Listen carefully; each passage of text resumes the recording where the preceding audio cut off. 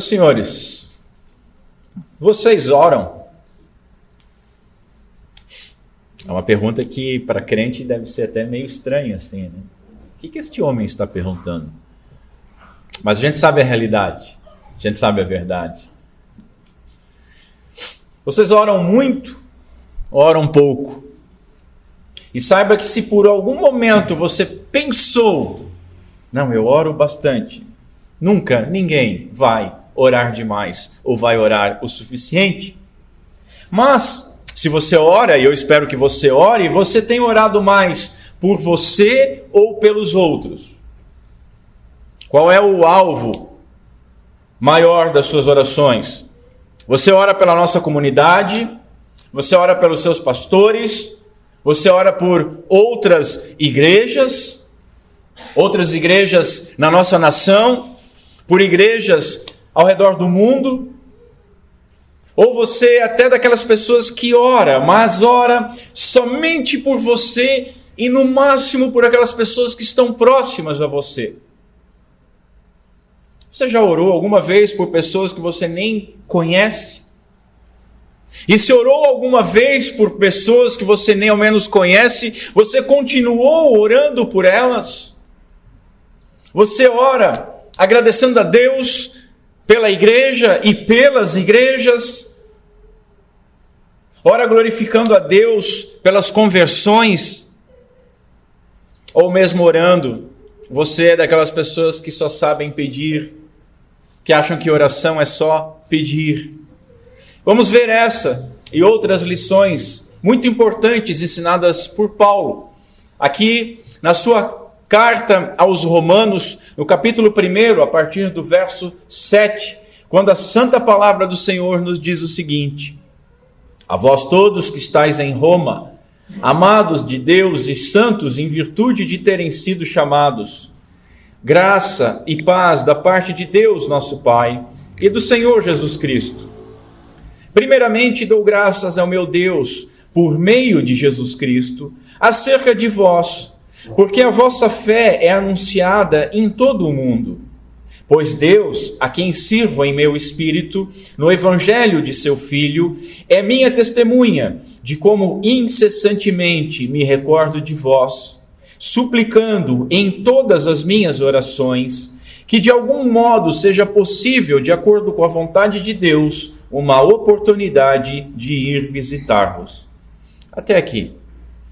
Curva a sua cabeça comigo, vamos ao Senhor em oração. Senhor Deus, nosso Pai, ajuda-nos, Senhor, nesta manhã. Glorifica, Senhor, o nome do Teu Filho em nosso meio, nesta manhã. Tem misericórdia de nós e das nossas debilidades. Tem misericórdia das minhas falhas, Senhor. E que não seja eu um empecilho para o Teu Evangelho, para que a Tua palavra atinja o coração dos meus irmãos e daqueles que precisam ouvir. Clamamos a Ti, Senhor, que o Teu Santo Espírito faça com que a Tua palavra encontre solo arado nos Teus filhos, para a glória do Teu santo nome. Pedimos isso em nome de Cristo Jesus. Amém. Meus irmãos, na última oportunidade que nós vimos Romanos, nós vimos que todo cristão é alguém que faz parte do povo amado por Deus. Depois vimos que todo cristão faz parte do povo peculiar de Deus, ou seja, particular de Deus. E que todo cristão, ele pertence ao Senhor Jesus Cristo, porque Deus o deu a Cristo Jesus. A igreja é a noiva do Senhor Jesus Cristo. E eu acabei me alongando por demais nessas 3 bênçãos, talvez porque eu não sou de pregar tantas coisas tão amenas, né, e tão gloriosas, e eu não consegui expor a 4ª Característica que é que todo cristão ele é alvo da graça de Deus que concede paz. Assim, hoje nós iniciaremos exatamente de onde eu parei, vendo que todo cristão é alvo da graça que concede paz com Deus e paz nesta vida. Depois, nós veremos que a fé, ela é uma obra divina e, portanto, Deus ele deve ser glorificado pela fé dos santos.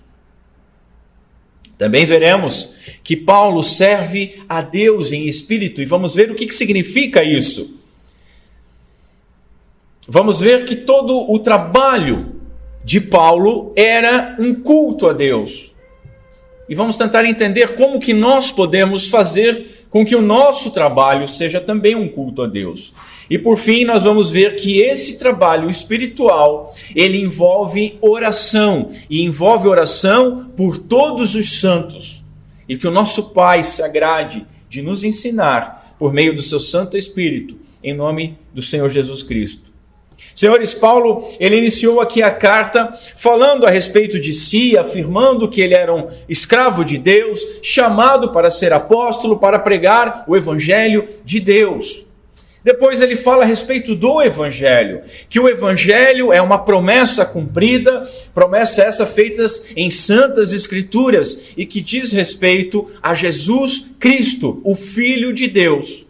E logo em seguida, ele começa a falar sobre os destinatários, que foi a nossa última mensagem. Eram a igreja, os destinatários dessa carta, a igreja de Roma, e assim também todos nós eram amados de Deus, que entregou eles como propriedade ao Filho, e que são santos em virtude de terem sido chamados, já são santos.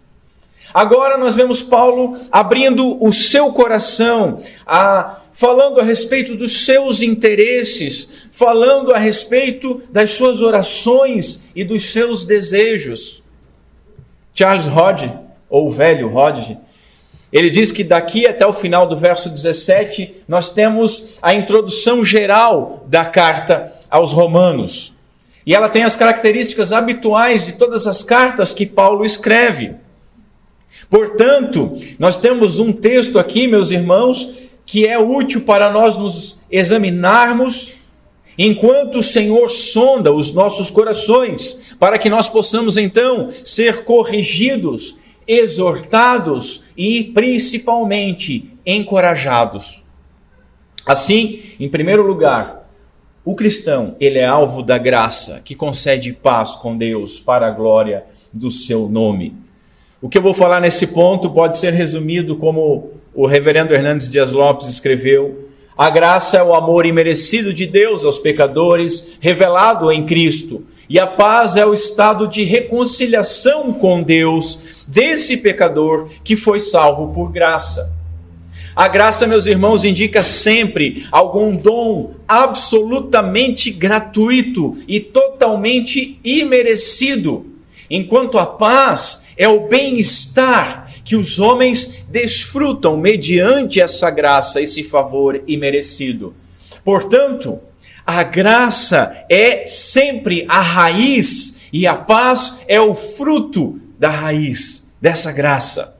Ou podemos dizer que a graça é a causa da salvação e a paz é o resultado da salvação. E isso é glorioso. Graça, meus irmãos, é uma das palavras mais importantes das Escrituras. E eu já trouxe essa informação para os irmãos. Ela aparece 132 vezes. E dessas, apenas 37 não são na boca ou na pena de Paulo. O que isso significa? Que de 132 vezes, 95 vezes é Paulo falando sobre graça. Assim nós podemos intitular o apóstolo dos gentios, como também o apóstolo da graça. Graça é um termo glorioso e é uma palavra que resume todo o evangelho. Claro, nós precisamos entender o que é graça, mas um resumo do evangelho, o que é o evangelho, nós podemos dizer, é graça. Desde que nós entendamos o que é essa graça. É o favor imerecido. Nós não merecíamos nada de Deus senão o juízo, mas é o favor imerecido de Deus, demonstrado por Ele, salvando pecadores. Entender verdadeiramente a graça de Deus, esse dom glorioso e imerecido. Se nós compreendermos isso, isso nos leva aos pés do Senhor. Em gratidão, em temor, em amor. O homem natural, ele luta com uma grande mentira, que ele precisa fazer algo para ser salvo. Não, o Evangelho nos diz que algo foi feito para que nós fôssemos salvos. É diferente. A ação é de Deus, a graça é de Deus. Vamos falar sobre paz. Lá em Romanos, no capítulo 5, Paulo começa dizendo o seguinte: tendo sido, pois, justificados pela fé, temos paz com Deus por nosso Senhor Jesus Cristo. Ou seja, nós temos paz com Deus porque fomos justificados por nosso Senhor Jesus Cristo. Só temos paz com Deus por nosso Senhor Jesus Cristo. A graça, meus irmãos, ela conduz à paz. E a graça não somente conduz, mas ela dá, ela concede paz. Nós temos paz hoje, agora e para sempre. E se isso não é uma boa notícia, eu não sei mais o que é.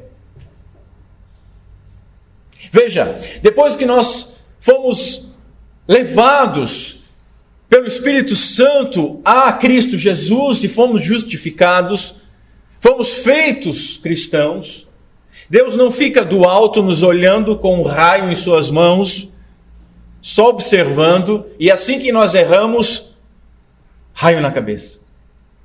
Deus não fica brandindo a sua espada de justiça, nos ameaçando, dizendo que se nós pecarmos, errarmos de alguma maneira, Ele novamente está irado conosco e irá nos cortar. Não, de maneira alguma. Porque Paulo fala, e nós já expomos isso, no capítulo 8, havia, mas já agora não há mais nenhuma condenação para aqueles que estão em Cristo Jesus. Isso é glorioso. Isso é maravilhoso. Além da reconciliação consigo, porque é Deus que nos reconcilia com Ele mesmo, o nosso Deus, Ele é extravagante.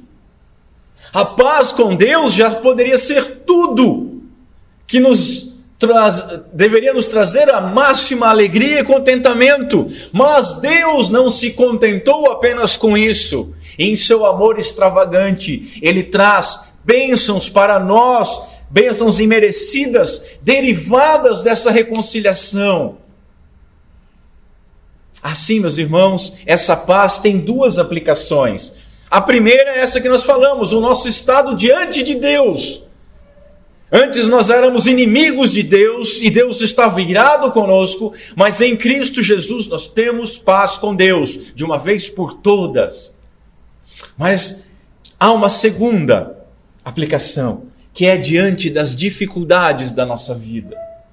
Quando nós fomos salvos, nós não somos arrebatados para os céus. Nós continuamos vivendo neste mundo esse que Cristo disse que nós teríamos aflições. E mundo esse que Ele ora ao Pai, para que nós não sejamos retirados dele, mas que sejamos guardados nele.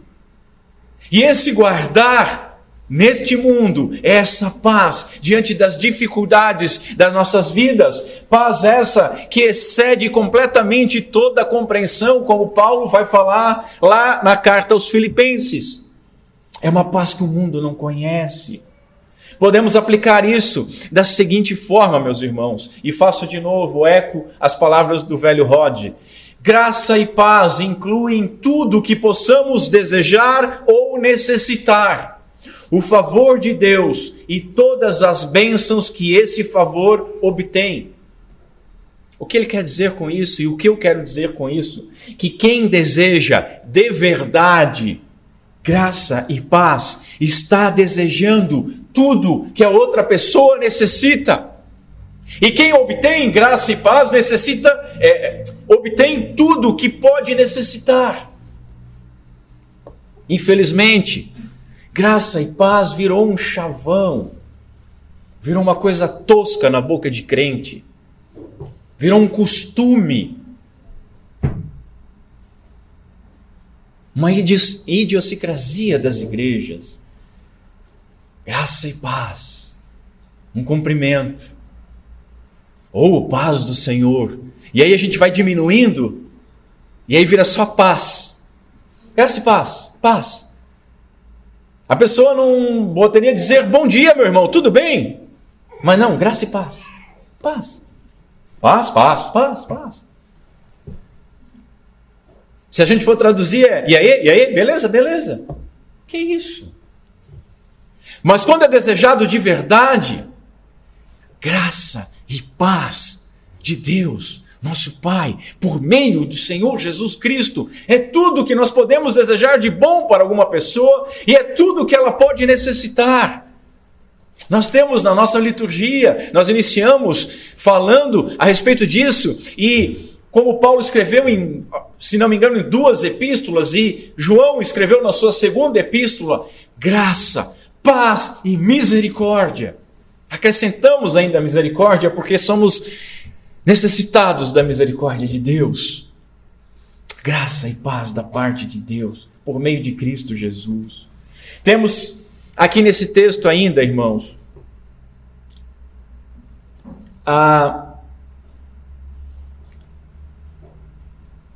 uma prova da divindade do nosso Senhor Jesus Cristo. E é uma prova simples. Temos um E aqui. Graça e paz da parte de Deus, nosso Pai, e do Senhor Jesus Cristo. Este E, essa simples letra, traz muita teologia. Por quê? Porque está colocando o nosso Senhor Jesus Cristo ao lado de Deus. É uma declaração da igualdade do Filho e do Pai. Porque, meus irmãos, quem poderia ser colocado ao lado de Deus? Somente Deus. Quem pode conceder graça e paz? Somente Deus. E Paulo nos diz, graça e paz da parte de Deus, nosso Pai, e do Senhor Jesus Cristo. É uma prova da sua divindade. E daqui nós obtemos uma ótima aplicação. Recebemos então paz do nosso Senhor Jesus Cristo também. E Ele é o Salvador, Ele veio salvar o seu povo. Nós recebemos essa graça daquele que veio derramar o seu sangue por nós. Essa era a sua intenção. Essa era a sua obra que Ele consumou. Então nós temos certeza de receber essa graça e essa paz. Recebemos o amor do Pai. Veja, como é que nós encerramos a nossa liturgia? Que a graça do nosso Senhor Jesus Cristo, o amor de Deus, nosso Pai, e a comunhão do Espírito Santo estejam conosco. A graça do nosso Senhor Jesus Cristo. Ele alcançou essa graça para nós, que nos concede paz. Ele é o nosso Salvador e o príncipe da paz, que nos traz a paz. E encontramos aqui ainda um grande consolo. Por quê? Porque Deus é o Pai do cristão. É mentira essa história de que, fulano também é filho de Deus. Não, não é. Porque somente em Cristo Deus é nosso Pai. E o cristão está ligado em Cristo, portanto tem Deus como Pai. Agora observe o seguinte, nós recebemos graça e paz da parte de Deus, nosso Pai. O que nós aprendemos daqui, meus irmãos? Que Ele, sendo Deus, Ele tem poder para conceder graça e paz. Mas tem mais um consolo. Ele, sendo Pai, Ele está disposto a nos dar essa graça e essa paz. Uma última observação. O que é essa paz que o mundo não conhece? Muitas pessoas imaginam, eu vou usar uma figura que, se não me engano, foi Hendrickson que usou. Essa paz que nós temos diante dos problemas do mundo, na nossa vida aqui, não é como se nós estivéssemos diante de um lago com águas límpidas, que estivesse refletindo um céu azul e sem nuvens. Não, essa paz é um buraco no meio de uma rocha, onde nós somos colocados no meio da mais profunda tormenta, onde todos estariam desesperados. Nós somos guardados e confiamos em Deus. E as pessoas olham para nós e dizem, mas como que você pode suportar isso? Elas não compreendem, porque elas precisam de algo palpável, elas precisam de algo material. Mas nós andamos por fé e não por vistas. E o que nós precisamos, graça e paz, nós encontramos em Deus Pai, em nosso Senhor Jesus Cristo. Segundo lugar, a fé é obra de Deus. Portanto, Ele deve ser glorificado.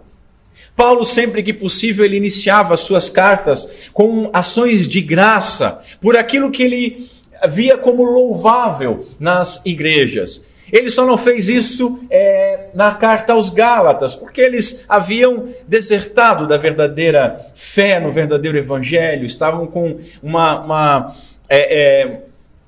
invasão judaizante na sua teologia. Meus irmãos, esse é um ótimo exemplo para nós, que nós comecemos as coisas glorificando a Deus pelas boas dádivas que nós vemos nos nossos irmãos. Claro, não com falsidade, não com bajulação. O próprio Paulo vai escrever lá no final da carta, no capítulo 16, o seguinte: porque os tais, os que bajulam, não servem ao nosso Senhor Jesus Cristo, mas ao seu ventre, com suaves palavras e lisonjas, enganam os corações dos simples. Nós não devemos enganar o coração dos simples, mas ver e nos alegrar e glorificar a Deus por aquilo que vemos. Vamos aprofundar isso. O que é essa fé que ele reconhece? Ele diz, dou graças ao meu Deus por meio de Jesus Cristo acerca de todos vós, porque a vossa fé é anunciada. Veja, Paulo não está dizendo que a fé dos romanos era algo incomum, era algo poderoso, era algo que elevava montes e lançava-os ao mar, como muitos carismáticos querem nos apresentar. Não é isso que Paulo está falando. Paulo está falando aqui de fé com o sentido de salvação. A fé que era conhecida, que era anunciada, é que essas pessoas estavam sendo salvos. O que era ouvido entre as pessoas é que a salvação estava no meio dos romanos. No meio da capital do império havia a salvação. Note, não é uma fé esplêndida, incomum, mas salvação. Não é uma fé que vai lançar montes para o mar, mas é uma fé que lança montanhas de pecado no mar de esquecimento, pela graça do nosso Deus. O que ele quis dizer com todo mundo? Muitas pessoas, principalmente os nossos irmãos arminianos, cada vez que vê todo mundo, imaginam todo mundo e cada pessoa. E essa alegria em todo mundo, e essa fé que era anunciada em todo mundo, nós temos que entender que não é todo mundo. Os habitantes das Américas, chamados de índios, porque achavam que era Índia, mas os silvícolas, os silvícolas da América do Norte, da América do Sul, eles não estavam sabendo, não foi anunciado a eles a fé dos romanos, nem na China, nem no Japão. Então o que ele quis dizer? O que ele está falando é o seguinte: todo mundo conhecido da época, e o mundo conhecido para a época naquela região da Mesopotâmia, era o Império Romano. Então ele está dizendo o seguinte: olha, a fé que vocês têm tem sido anunciada em todo o Império, e mais especificamente, tem sido anunciado nas igrejas do Império, que estão ao redor do Império, porque elas tinham interesse em saber dessa fé. Perdão. Elas sabiam, então, era anunciado a elas que a fé a salvação havia chegado à capital do Império Romano. Meus irmãos, como é que está a divulgação da nossa fé? As pessoas falam da nossa fé, as pessoas comentam a nossa fé, nós comentamos a fé de outras pessoas, nós nos alegramos e compartilhamos com outras pessoas. Olha, a fé chegou em tal cidade, há uma comunidade de fé em tal cidade, e se há uma única semente, se há 5 ou 6 pessoas se reunindo numa casa, é uma semente que já serve para o nosso Deus, porque com 5 ou 6 Ele pode fazer multiplicar muitas igrejas naquele lugar. Como é que está isso na nossa vida? Não há. Nós não falamos sobre essas coisas, nós não nos alegramos com essas coisas. Nós podemos sim nos reunir e falar de uma igreja que caiu, mas não de uma igreja que nasceu. Igrejas hoje têm departamento de publicidade, isso é uma aberração. Eu lembro quando eu me formei em publicidade, sou formado em publicidade, meu amigo. Quando eu me formei em publicidade, o pastor da congregação que eu estava, ele disse: "Oh, que bom, agora nós vamos usar esse teu dom no trabalho da igreja." Eu disse: "Como assim, filho? Como assim? Vai usar marketing? Vai usar as ferramentas de publicidade para vender?" Não, nós vamos fazer... Na realidade, no entendimento dele, eu ia ser um peão de Corel, de um programa de fazer arte para a igreja, para fazer os... Ele achou que seria isso. Mas é essa visão. As pessoas lidam com o cristianismo como um produto que tem que ser vendido, que tem que ser despertado o interesse, e não como uma boa nova que tem que ser divulgada, porque as pessoas, sem essa boa nova, estão rumando para o inferno. A salvação havia chegado em Roma. Olha que legal, olha como a graça de Deus é maravilhosa, como o poder de Deus é soberano. Não havia, e me desculpem os católicos romanos, não havia e não houve um apóstolo designado para levar o evangelho a Roma. Mas o evangelho chegou a Roma. Chegou a Roma sem tecnologia. Não chegou por vídeos do YouTube, não chegou por rádio, por TV, não chegou de carro, não chegou de maneira nenhuma, mas chegou por homens simples que divulgaram a sua fé. E não somente chegou, mas chegou de tal maneira que brilhou em todo o mundo conhecido da época. Meus irmãos, nós não nos interessamos pelo crescimento do cristianismo fora das nossas cidades. Muitas vezes nós não nos interessamos pelo crescimento do cristianismo fora das nossas congregações. Parece que nós estamos numa guerra entre as igrejas para ver quem é melhor. Parece que quando alguém se converte ou cresce em outra igreja e não na nossa, nós perdemos alguma coisa, ao invés de o reino ter recebido e ganhado mais um membro.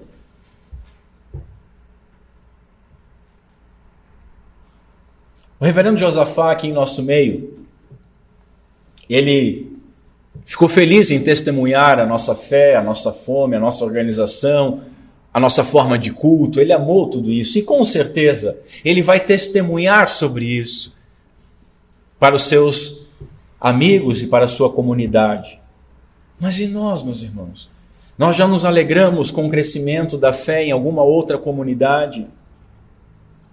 Ou será que nós nos interessamos mais por fofocas a respeito de cantores, a respeito de artistas, ou a respeito de atletas, mais do que com santos que possuem a nossa mesma fé? Paulo ele inicia dizendo o seguinte: primeiramente dou graças a Deus. Observem que maravilhoso. Primeira coisa que ele faz é demonstrar gratidão a Deus por todas as coisas. Que bom exemplo para nós.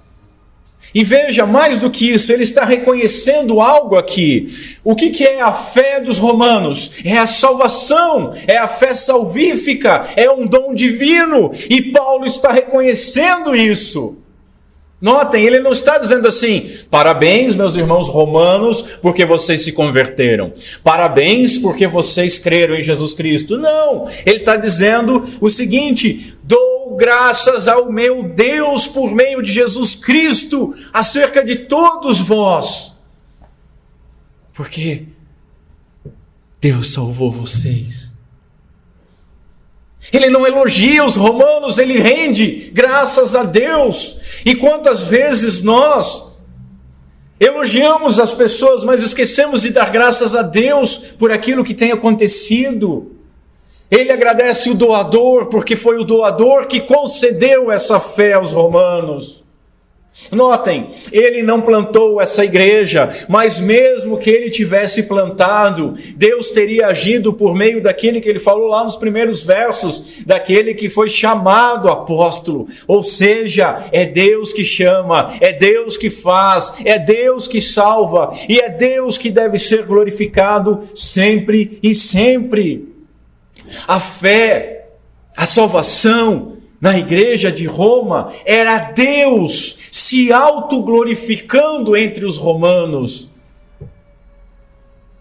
A nossa fé, a nossa salvação é Deus se glorificando em nosso meio. A fé, a salvação que há na nossa cidade é Deus se glorificando na nossa cidade.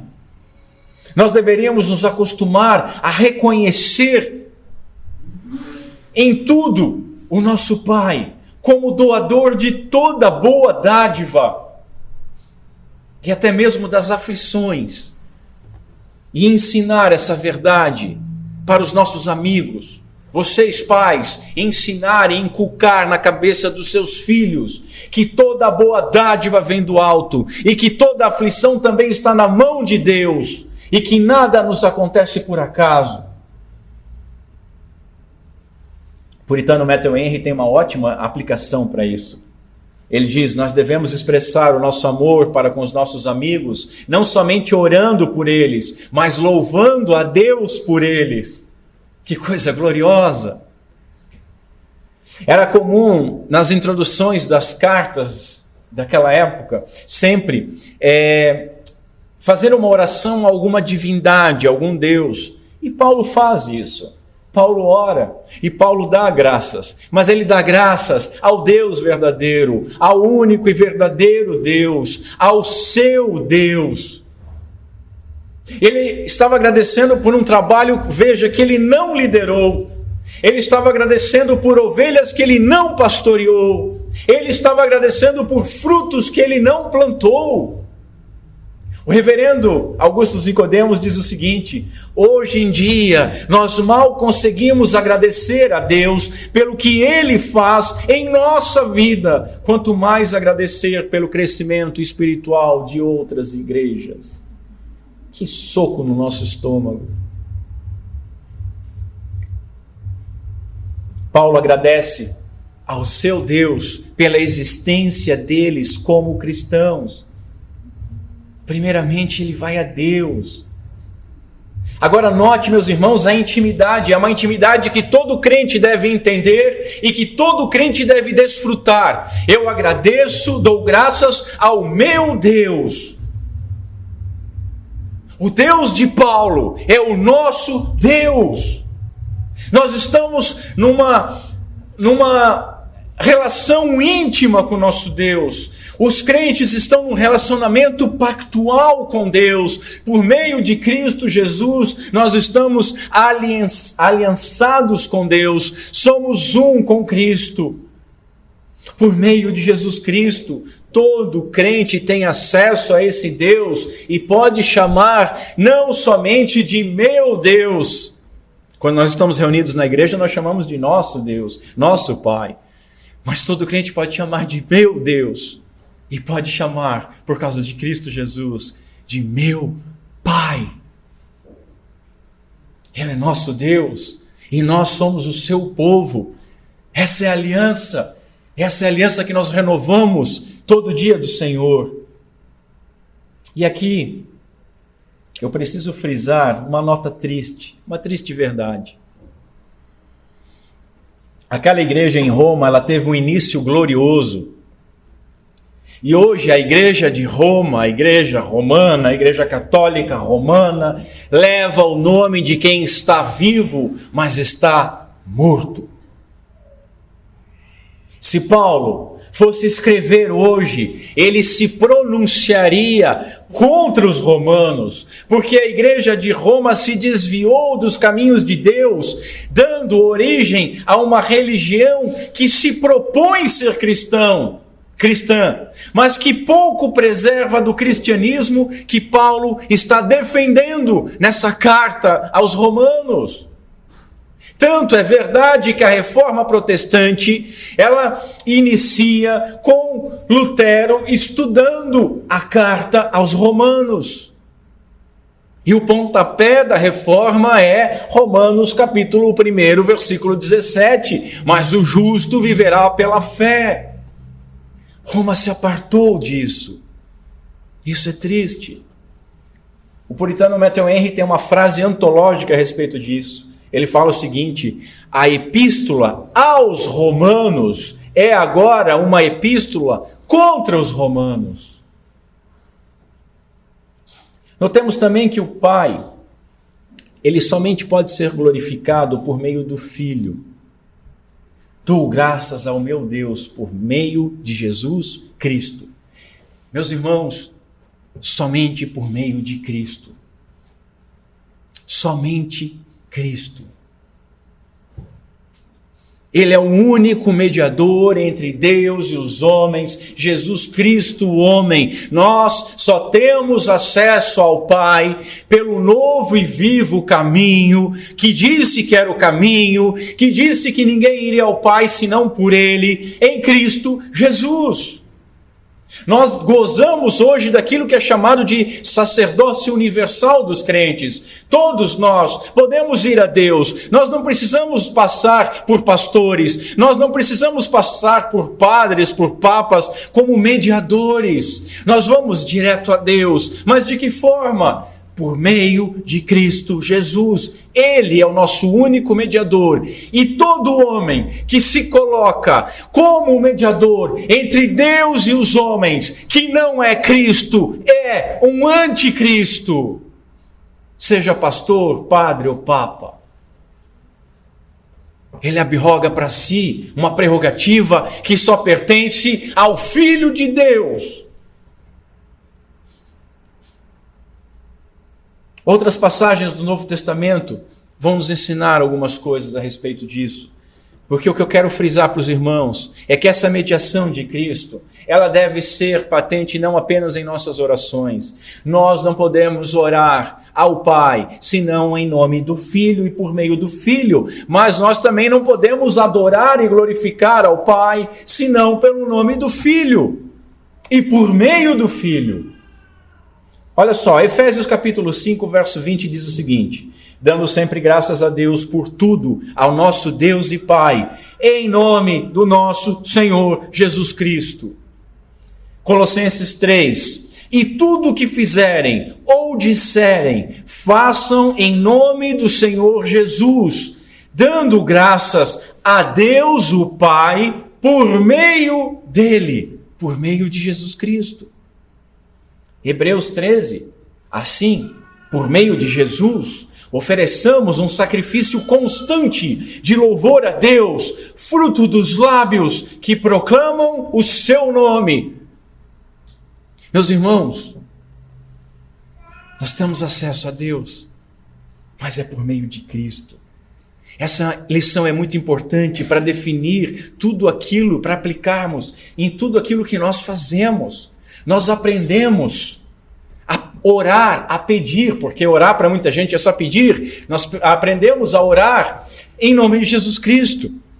E nos é lançado em rosto aquela promessa: tudo que pedir em meu nome, eu vos darei. Então as pessoas dizem, é pedir em nome de Jesus e nós vamos receber. E nós já aprendemos que pedir em nome de Jesus Cristo é pedir aquilo que Jesus Cristo pediria, aquilo que Jesus Cristo nos prometeu em santas Escrituras.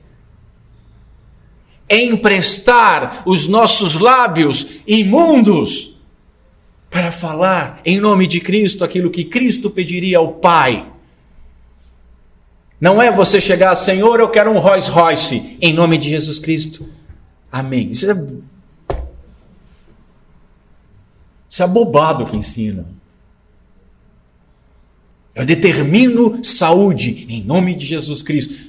Primeiro, você não determina nada, você não manda nem o seu cachorro ficar quieto. Primeira coisa. Segunda coisa, a saúde de todas as pessoas está nas mãos de Deus. Tem orações, meus irmãos, tem orações que elas só não são respondidas imediatamente por Deus por causa da sua misericórdia. Porque senão elas seriam respondidas imediatamente. Assim como Uzá foi respondido. Assim como Ananias e Safira foram respondidos. Assim como Nadab e Abiú foram respondidos.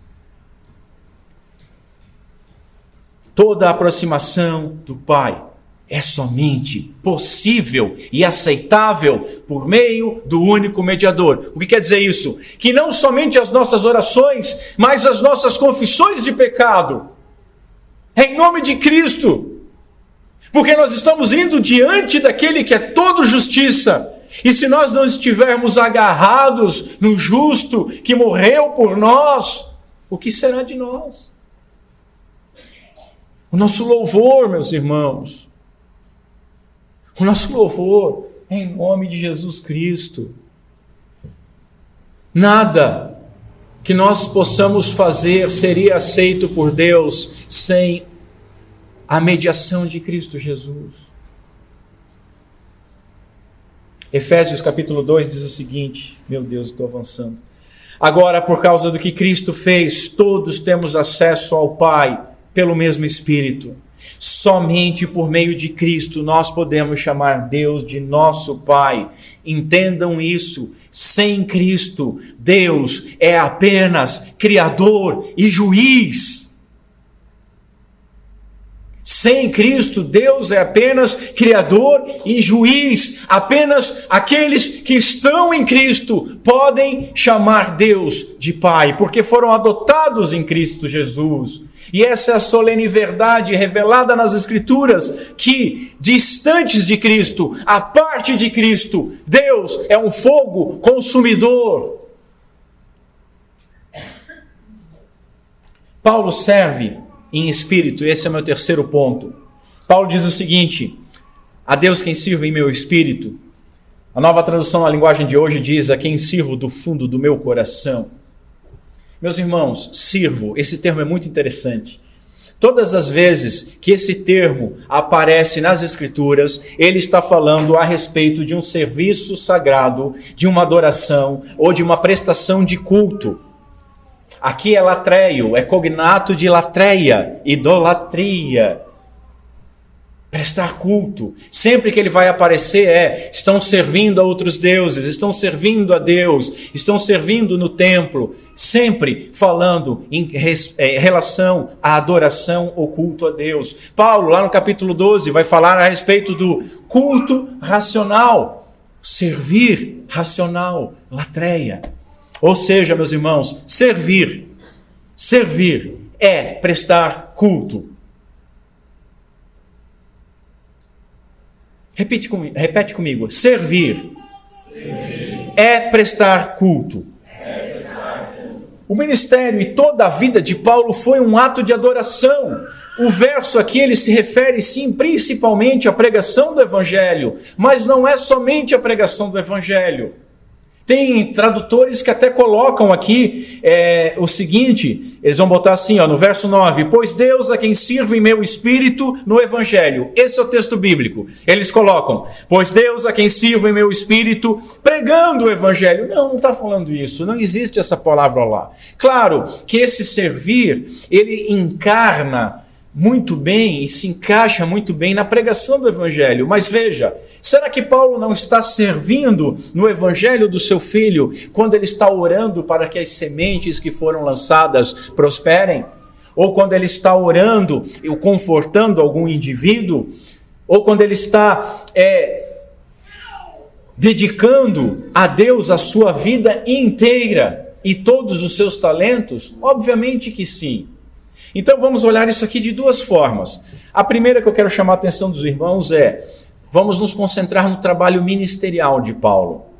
A expressão indica que o serviço que Paulo presta, ou seja, o culto, servir é cultuar, o serviço que ele presta é sincero, é de todo o coração, é de todo o seu ser. Ou seja, a referência do texto bíblico é que Paulo serve com o homem completo, o homem inteiro. A sua vida é um culto, a sua vida é um serviço. Ele fala, por exemplo, aos filipenses, que alguns pregavam por inveja ou porfia. Porfia é contenda. Observe o seguinte: o mero fato de que alguém está pregando o evangelho não prova que ele está servindo a Deus sinceramente no evangelho. Compreendem isso? Ele pode estar pregando por inveja ou porfia. Nicodemos, ele vai abranger ainda mais isso e vai dizer o seguinte, e aí serve para todos os irmãos: atos religiosos externos, como ir a um culto, cantar louvores, entregar dízimos e ofertas e participar de uma confissão pública de fé, são bons e necessários, mas não fazem de ninguém um cristão. É aquilo que nós pregamos sobre os crentes professos, mas que não se converteram. Os habitantes de Cafarnaum, que estão perto de Jesus, mas não estão em Jesus. O que nos faz ser cristãos é servir a Deus, cultuar a Deus em espírito e de todo o coração. E aí eu pergunto, será que o nosso serviço pode ser chamado de culto mesmo? E será que o nosso serviço ao Senhor tem sido sincero? Servir a Deus no Espírito, na pregação. Quando nós pregamos o Evangelho, o que significa isso? A primeira coisa não é falar de nós mesmos, mas é falar de Cristo. As pessoas gostam quando a gente fala da gente. Vocês estão meio dispersos. Mas se eu começar a falar aqui da minha vida pregressa, dos pecados que eu praticava, ou de quando eu era DJ, de como eu trabalhava, ou da minha empresa, como eu subi e caí, os irmãos iam ficar atentos. A gente gosta disso. É por isso que tantas pessoas vão àqueles cultos, que se chamam cultos, de testemunho de algum artista ou de algum satanista que se converteu. E como é que é o modus operandi disso? O cara fala 1h30. Ele fala 1h25 sobre todos os pecados que cometeu. E as pessoas ficam sedentas. Aí nos últimos 5 minutinhos, antes de pedir uma oferta, ele vai dizer assim: mas um dia eu aceitei Jesus como meu Senhor e Salvador e tudo mudou. Quando nós começamos a falar de nós, as pessoas gostam, isso nos leva a falar mais ainda de nós, e nós acabamos deixando Cristo de lado. E quando nós vamos falar do Evangelho, que falemos mais de Cristo e menos de nós. Lembra daquele teu amigo, crente, talvez você, que vai falar para os outros e só fala de Jesus, mas na realidade só fala de você. Ah, porque eu fazia isso, porque eu fazia aquilo, porque agora eu faço isso, porque agora eu faço aquilo. Pregar, meus irmãos, envolve doutrina. Pregar envolve todo o conselho de Deus. O próprio Evangelho é uma doutrina. Tem aquelas pessoas que dizem: não, só pregamos o Evangelho, não pregamos doutrina. A doutrina de salvação é o quê, filhão? É um Evangelho. Como é que você vai pregar a doutrina, a salvação, o Evangelho, sem a doutrina da queda, da redenção, da consumação? Você precisa disso tudo. Senão você está fazendo um apelo emocional para alguém mudar de religião. R.C. Sproul, ele pontua uma verdade muito triste. Muitas pessoas dizem que vão pregar o Evangelho, que pregam o Evangelho, e quando a gente vai ouvir essas pessoas, nada de Evangelho é pregado. É falado sobre muita coisa, mas o evangelho não é pregado. E você pode ouvir muitas pessoas domingo após domingo, mas você não vai encontrar nada do evangelho, porque ele se tornou uma alcunha para se pregar qualquer coisa, sem conteúdo definido. Sproul ainda chama atenção a respeito do nosso testemunho de evangelização. Ele diz assim, se nós dizemos a um vizinho, no ano passado eu me tornei cristão, eu entreguei o meu coração a Jesus, ele afirma que nós não estamos pregando o evangelho, nós estamos dando testemunho a respeito de Jesus, mas não proclamando o evangelho. Por quê? Porque o evangelho não fala a nosso respeito.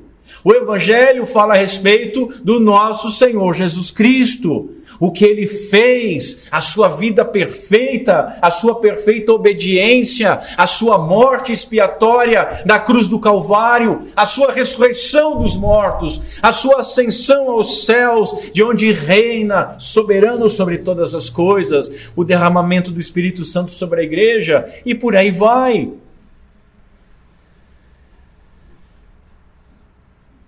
Pregar o evangelho é pregar sobre Jesus e sobre como ele nos leva a um relacionamento salvífico. Portanto, testemunho não é pregar o evangelho, e pregar o evangelho envolve pregar várias doutrinas. Agora vamos aplicar essa doutrina nas nossas vidas. Não só para a nossa pregação.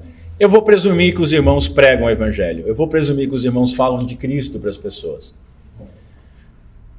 Mas há uma separação que é feita, que é muito ruim. Eu creio que toda distinção dualista entre trabalho secular e trabalho para o evangelho, ou trabalho no evangelho, ela é errônea e é antibíblica. Não é apenas um erro, é antibíblico.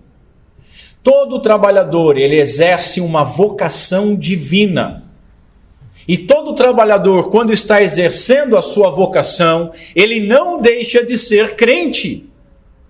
Você não é crente na igreja e cabeleireiro durante a semana, e enfermeira durante a semana, e dona de casa durante a semana, ou vendedor durante a semana.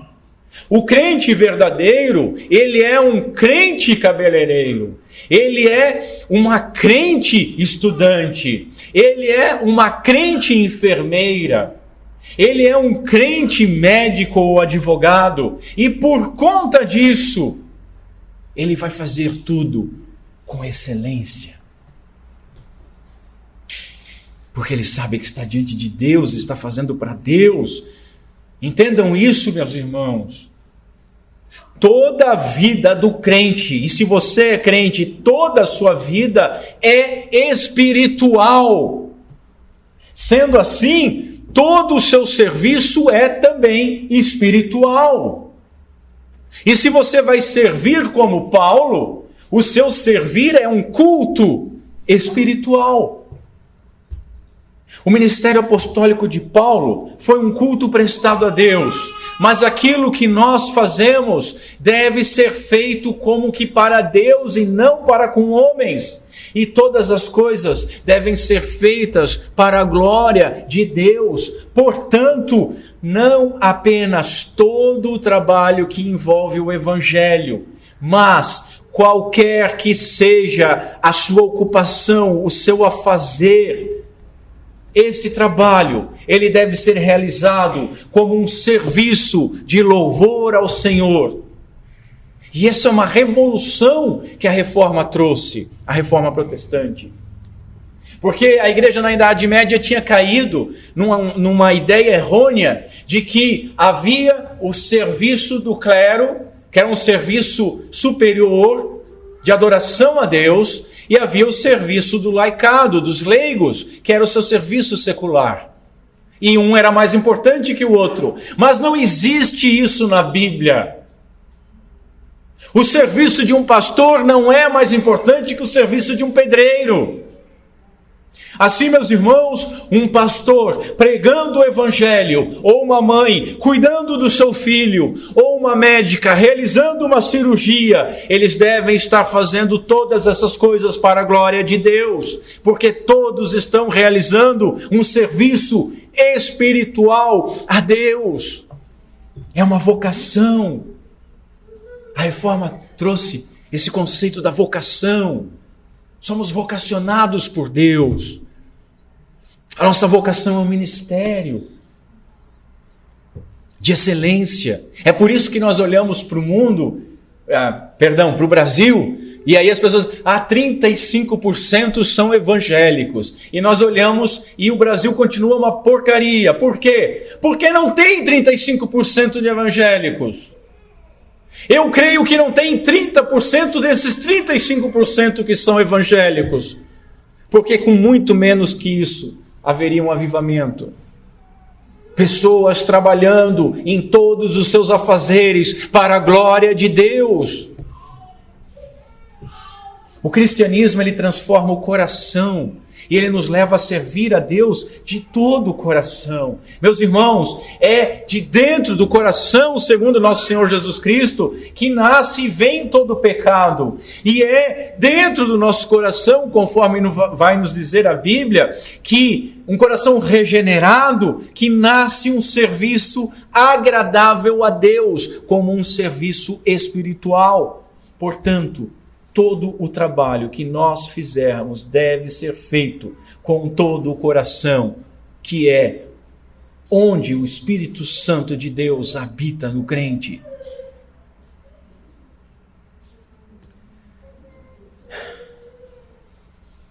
Meu Deus, irmão. Eu nem cheguei no ponto de oração ainda. Se eu ficar jogando para frente, cada vez eu vou fazer uma bola de neve. Última coisa que eu vou falar a respeito do Evangelho aqui para fechar esse ponto. E que Deus me ajude.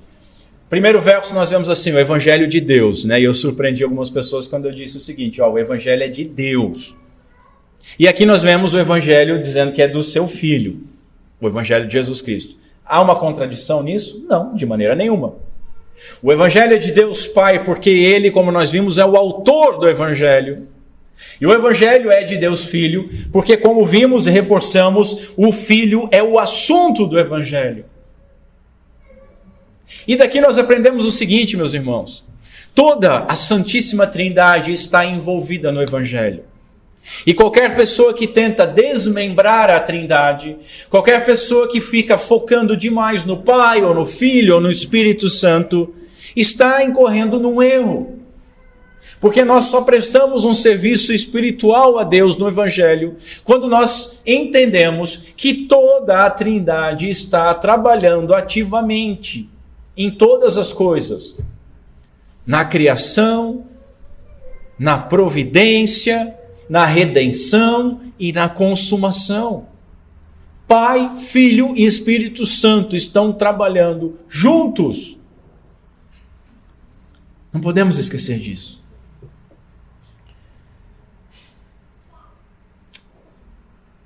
E, meus irmãos,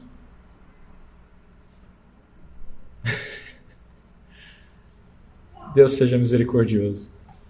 A introdução eu chamei a atenção a respeito de oração, né? E aí eu vou fazer o seguinte, eu vou deixar a oração para a próxima exposição. Para você ficar pensando até lá a respeito de, poxa, eu oro mais por mim, eu oro pelos outros? Deveria orar pelos outros? Como é que eu oro pelos outros? E aí nós vamos falar, só para dar uma pincelada, muito brevemente, nós vamos falar de 3 características sobre a oração. E para nós não deixarmos esse ponto aqui no vácuo. A primeira característica é a seguinte: todo trabalho espiritual. Você exerce um trabalho espiritual? Sim! Sim, isso! Que legal ouvir assim, que todos entenderam. Porque você exerce um trabalho espiritual. Ah, mas eu não sou pastor. Não, falei meia hora a respeito disso. Todos nós exercemos um serviço, um culto espiritual em tudo aquilo que nós fazemos. E todo trabalho espiritual envolve oração constante. Nós precisamos orar constantemente. constantemente. Nós não deveríamos fazer nada sem orar. Você não deveria tirar o pé da sua cama antes de orar. E você também não deveria fechar o seu olho antes de orar. Então, oração é constante, mas não é simplesmente uma oração constante. Paulo, é dito aqui que ele ora incessantemente, e incessantemente me recordo de vós. Em todas as minhas orações. Observem, todo trabalho espiritual, e nós todos fazemos trabalhos espirituais, devemos orar incessantemente uns pelos outros. Me recordo de vós. Nós precisamos trazer os irmãos ao nosso peito e entregá-los aos pés do nosso Senhor por meio de oração constante. Me recordo de vós. E todo trabalho espiritual, meus irmãos, envolve, todo crente deve fazer oração intercessória. A gente ora muito, quer dizer, vamos deixar assim? A gente ora muito, mas ora muito por nós. Nós oramos demais por nós mesmos. Lloyd Jones até ele vai dizer que o crente verdadeiro, ele já sabe que encontrou a verdade, e aí ele fica liberto, porque ele não precisa mais encontrar essa verdade para orar pelos demais, porque ele tem confiança em Deus. O que ele quer dizer com isso? Que o crente não deve orar por ele? Não, mas que ele ora tanto por ele quanto pelos outros. Qual é o segundo mandamento? Amar ao próximo como a nós mesmos. Nós nos amamos, deveríamos nos amar. Se nós não nos amarmos, nós não vamos amar o próximo devidamente. Se nós nos amamos, nós oramos por nós. E se nós oramos por nós e amamos o próximo como nos amamos, oramos pelo próximo. Oração intercessória é um dever do crente. E mais do que um dever, é uma bênção que Deus nos dá. Vamos deixar isso para frente. Portanto, meus irmãos, lembremos que o Pai e o Filho nos concedem a graça que traz a paz para com Deus e traz essa paz no meio dos nossos problemas. Lembremos também que nós devemos glorificar a Deus pela sua obra na vida dos nossos irmãos que foram alvos da graça.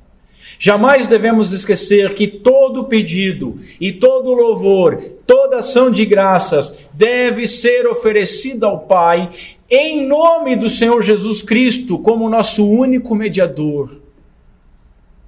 Que façamos todas as coisas com o nosso coração, todas as coisas, como um serviço espiritual a Deus, não somente as coisas relacionadas à fé, à salvação, mas todo o nosso trabalho deve ser feito como um serviço espiritual a Deus.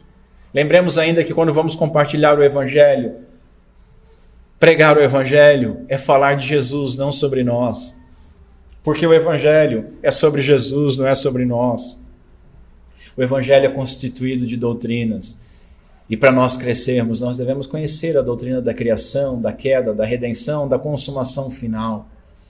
O Evangelho, meus irmãos, ele é simples, mas ele é glorioso. E não ousemos nós diminuí-lo pela nossa simplicidade. Pessoas muito simples falaram com autoridade a respeito do Evangelho. E só como eu pontuei, jamais esqueçamos, ao exemplo de Paulo, de orar constantemente uns pelos outros, porque daqui nós extrairemos grandes bênçãos para nós. E que Deus Pai seja misericordioso conosco por meio de Cristo Jesus, nosso Senhor. Fique em pé, curve a sua cabeça, vamos ao Senhor em oração. Pai, tem compaixão de nós, Senhor, e nos auxilia. Nos ajuda, Senhor, a entender que estamos em paz contigo por causa da tua graça. E nos ajuda a viver de maneira digna, sem medo, mas com temor e gratidão. Nos ajuda, Senhor, a ver com alegria a tua obra nas igrejas, naqueles que vão sendo constituídos pelo teu poder sobrenatural em nossos irmãos. Que isso ocupe as nossas orações, que ocupe as nossas preocupações, que ocupe as nossas conversas. Senhor, ajuda a fazermos toda a nossa oração, toda a nossa devoção, em nome de Cristo Jesus. Nós temos que orar com ousadia, é o que a Tua palavra nos diz, mas nunca permita, Senhor, que essa ousadia se transforme em irreverência. Não permita que nós nos apresentemos diante de Ti, ó Pai, sem ser por meio de Cristo Jesus, nosso Salvador, nosso Senhor. Nós estamos nele e Ele apresenta as nossas petições.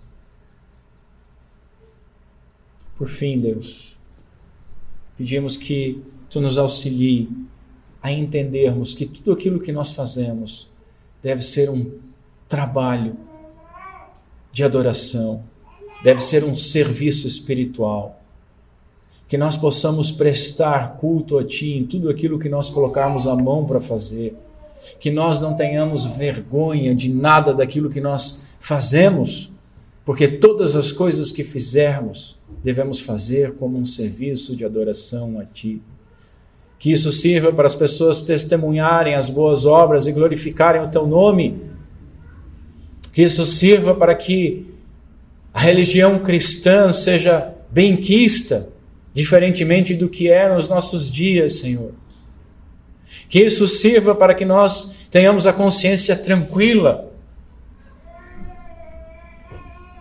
E que quando formos afligidos e perseguidos, possamos ter certeza de que somos perseguidos e afligidos não porque fizemos alguma coisa errada, mas justamente porque fizemos ela certa.